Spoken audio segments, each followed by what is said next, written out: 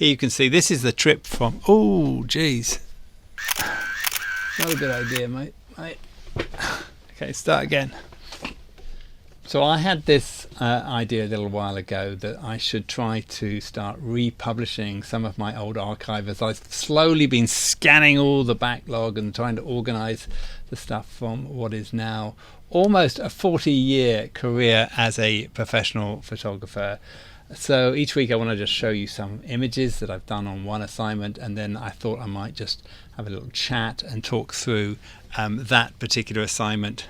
It's almost a lot of it's for me, I guess, just trying to remember all this stuff and the things that I've been. Now, this one that we're showing this week is from a trip to a place called Korce in Albania, where I went in 1994 for a charity called Aid for Albania. It was a UK charity. I did look it up. I don't think it still exists. But this is 2 years really after Albania started opening up. People started going into Eastern Europe and finding all sorts of real problems that needed addressing, and this charity had gone in and made some friends. It was working in lots of different places around Albania, but this was one town that it had a project going in, and it asked me to go in as a photographer to try and document it. From memory, I think I was there about a week and had a fantastic trip, really kind of learnt a lot. I've got some of the pictures up here on screen. You can see them all. I don't have all of my negatives and all of my positives. I have scanned them all, but they're not quite yet in a decent state to be able to show you. I'll do that on later picture stories. I'll hopefully going to show you the whole contact sheet of everything I shot. Remembering this was back in the film days. So if I'm looking here at this contact sheet, you can see that I was just shooting sort of general landscapes of people in the farms, people as I met them. This lovely story that I told in one of this girl here who was applying for Miss Albania, from what I remember, and she'd heard there was a professional photographer in town, and so she came and found me and asked me to take some portraits of her for her application. And then again, a lot of it, some of it was in the project. So we went into the hospitals. The project was working with street children, I remember that, and was working in some homes. I went into the homes, into the hospital.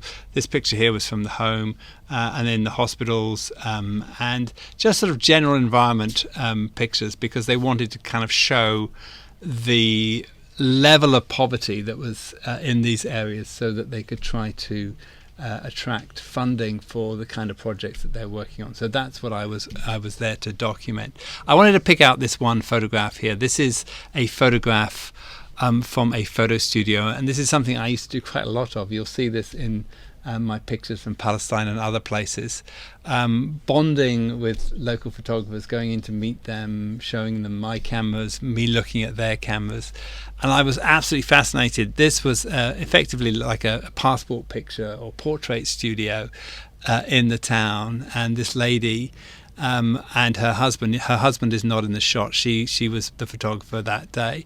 The man behind is the boy's father, if I remember correctly. I think he needed an ID photograph, but she was using this plate camera, and a 10x8 plate camera, and she would do one exposure by asking the boy to sit still. This is very much right from the very early days of photography. He would sit still.